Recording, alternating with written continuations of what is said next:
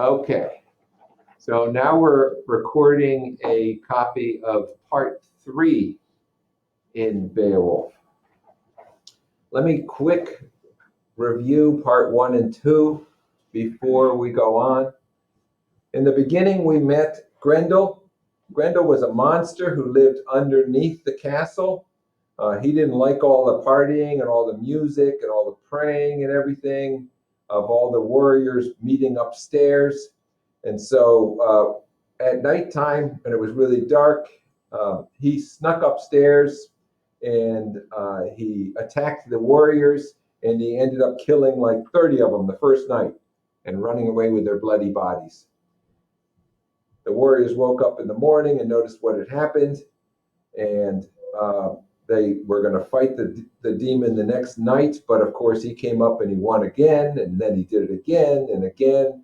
And so the warriors started to realize that they needed to sleep somewhere else. So Grendel the monster was ruling this castle, this mead hall, this party room where all the warriors would hang out and celebrate their victories. And so Grendel the monster ruled, and people were singing songs about how bad this was. And who heard about it but Beowulf? Beowulf heard about this monster, and since he's a super macho guy and he's a warrior and he's a hero, he decided to get a boat and 14 strong men and sail across the seas to help out this other country and help them beat their monster. Okay, so here comes Beowulf, and he is greeted by one of the guys at the door, Wolfgar, and he's greeted with these big words. He's honored. Okay, he is treated with respect. And so Beowulf comes in, and then standing there in his fancy clothes, okay, he looks like a warrior. He's in these warrior clothes, which show his honor as a soldier. And he tells about how he came, and he boasts and he brags about how strong he is. So he boasts or brags. Is brags 2 G's? No, it's not, is it? It's 1 G. Okay. There we go. He brags, which we would think is ego, right? But back in those days, this showed his honor. It showed his bravery. It showed his loyalty. Okay, it showed all these wonderful things as a hero, so that he would be remembered over time for all the fabulous things he had done, and he would gain more and more fame. Okay, so the people that were there gave them places to sit and welcomed them,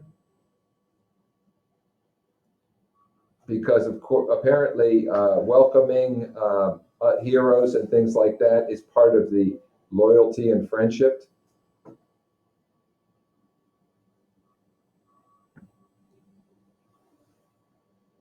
Displayed by the people of that era.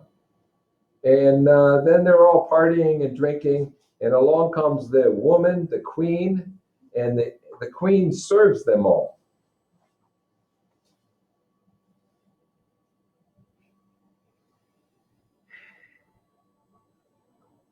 It was one of the few instances we have of a woman in the show, in the story, and apparently she has the job of serving everybody wine or mead, the beer kind of drink that they have.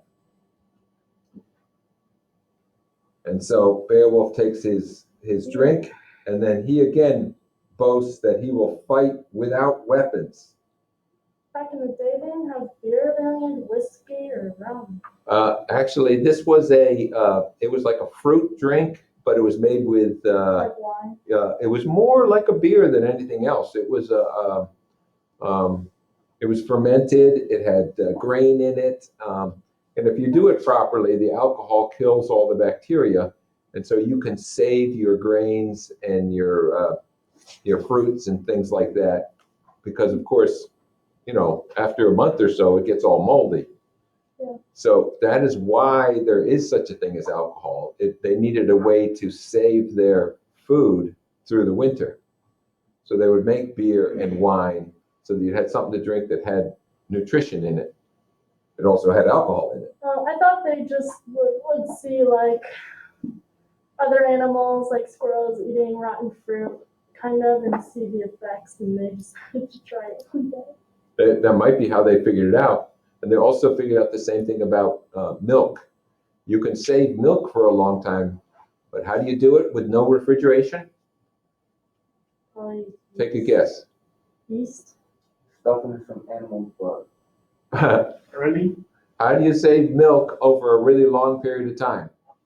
You don't make it into, you keep it the way it is as a cow that comes out cow, I'm guessing.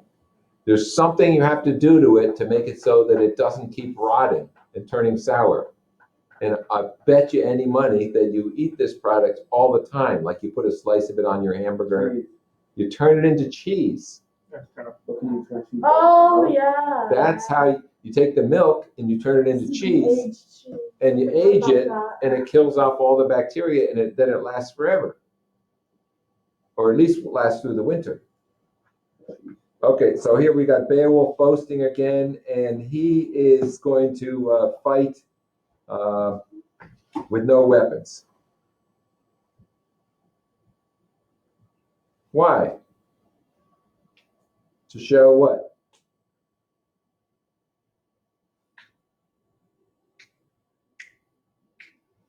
To show his bravery and his honor. Okay, so here we go. We're going to read the battle with Grendel.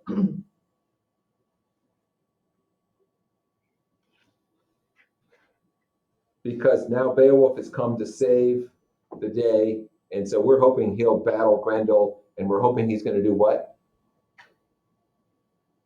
What? Beowulf's going to battle Grendel, and we're hoping he's going to win. Exactly. Okay, so here we go. The battle with Grendel. Wait, I have to read it the Whiteside style. The battle with Grendel. Out from the marsh, from the foot of misty hills and bogs, bearing God's hatred, Grendel came, hoping to kill anyone he could trap on his trip to High Herat. He moved quickly through the cloudy night, up from his swampland, sliding silently towards that gold-shining hall. He had visited Hrothgar's home before. He knew the way, but never before nor after that night. I don't know why it just did that. Hold on 1 second. I think the program shut down. Let me find the. Yeah, I think it shut down. Let me pause this. Oh, okay. Okay. Sorry for the interruption. Okay.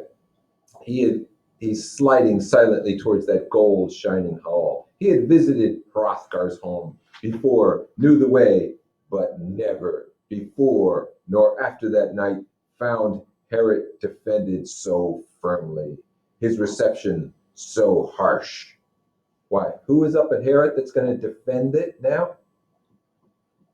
Come on. Who's up there?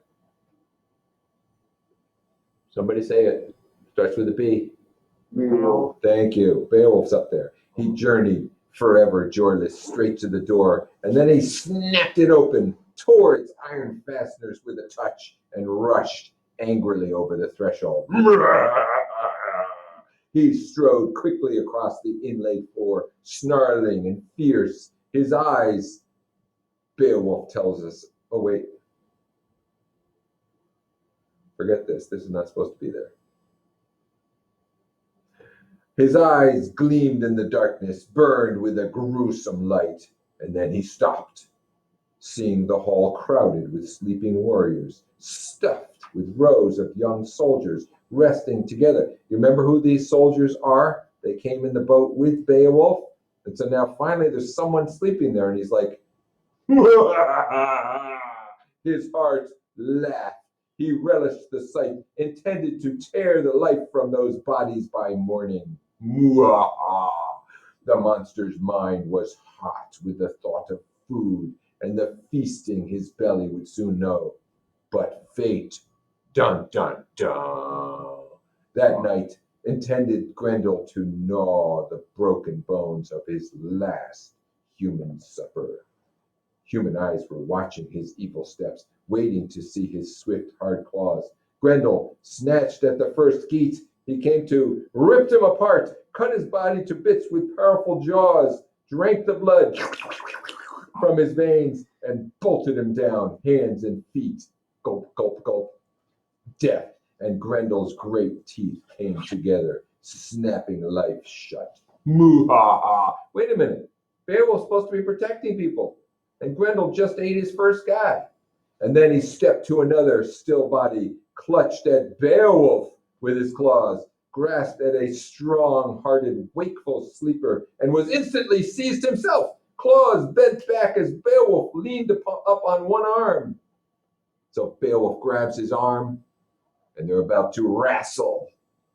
That shepherd of evil, guardian of crime, knew at once that nowhere on earth had he met a man whose hands were harder. His mind was flooded with fear, because of course, Grendel's a monster. He's not a hero. So when he gets in a battle, he's going to be afraid. What kind of monster is this? Do you think that Beowulf's afraid?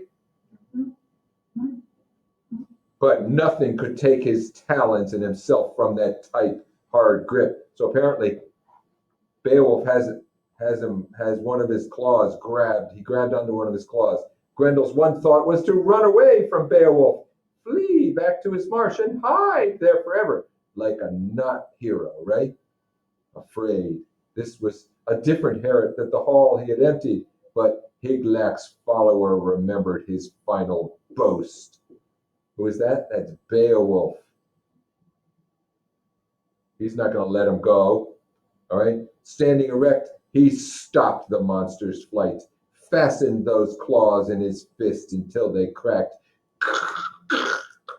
Apparently, he has a hold of Grendel's arms and his hands, and he's cracking the claws. He clutched Grendel closer. The infamous killer fought for his freedom, wanting no flesh but retreat, desiring nothing but escape.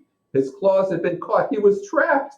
That trip to Herod was a miserable journey for that writhing monster.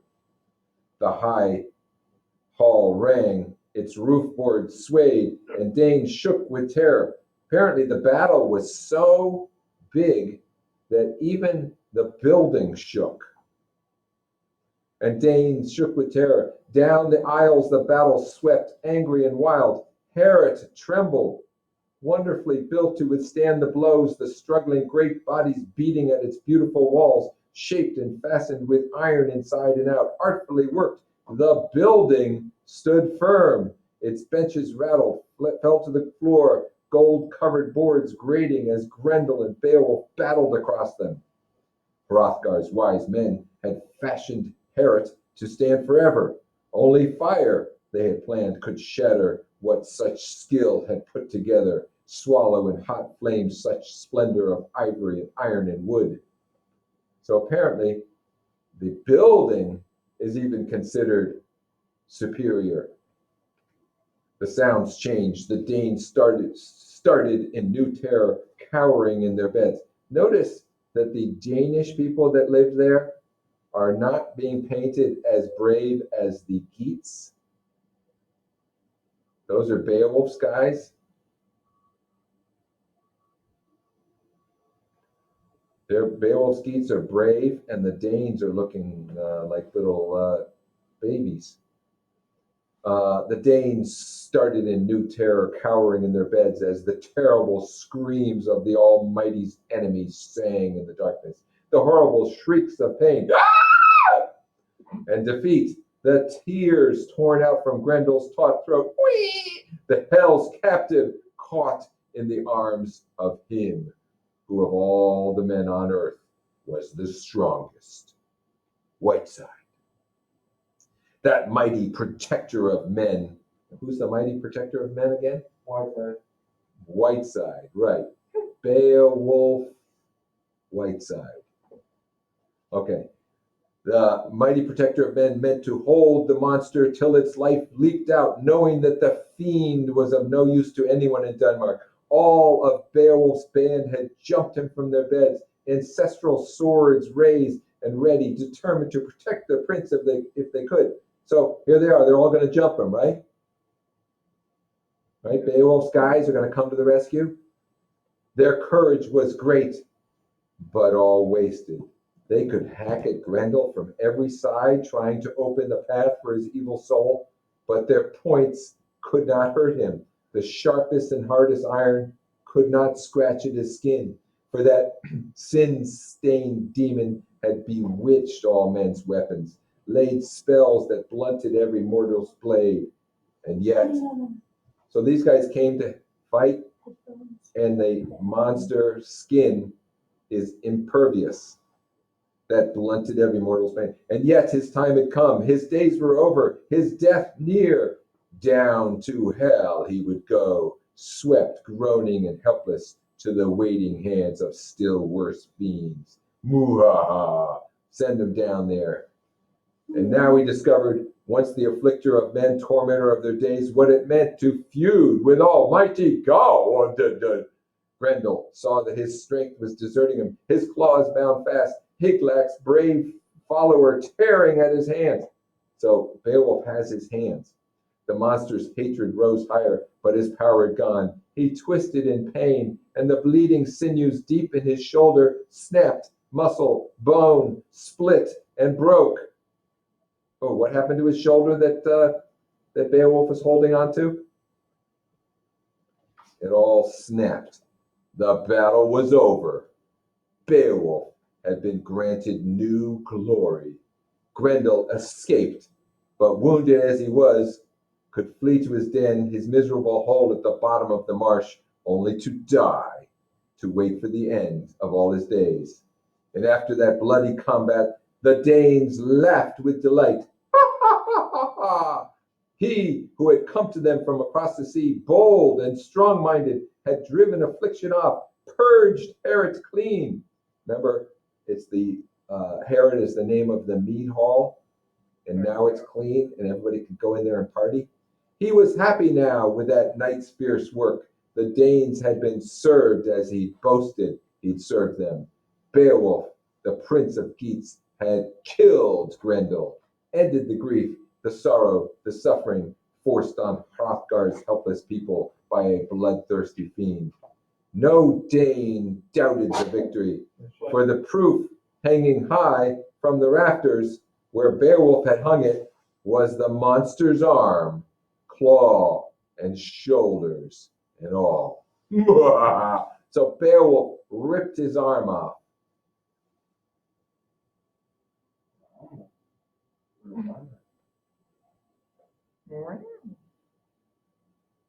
And that's why when Grendel goes back to his lair, he's going to die, is because he's got an arm ripped off. He's going to bleed to death.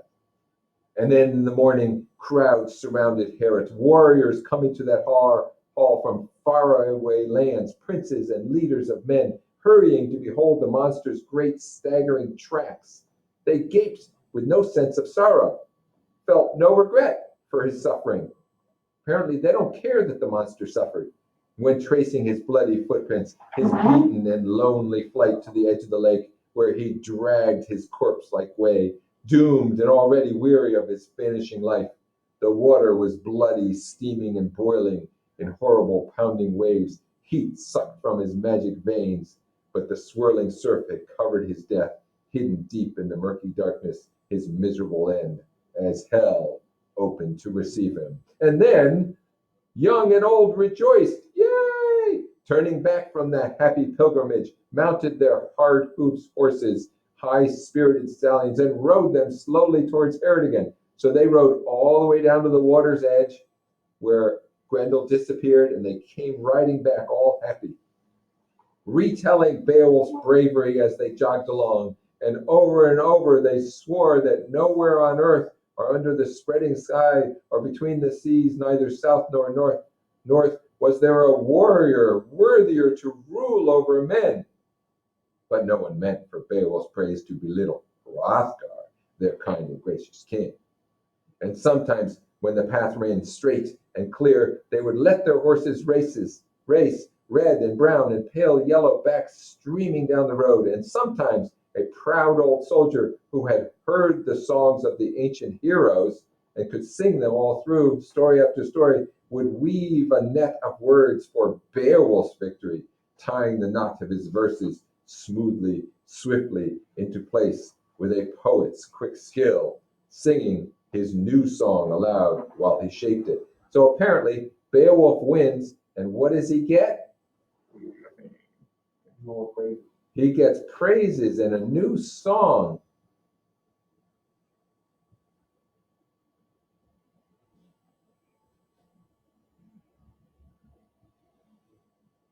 So he is a hero now, and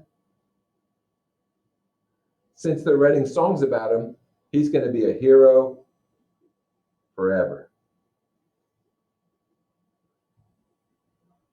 Which, if you lived in that era, you were a warrior, what are the chances that you're going to live to be an old person?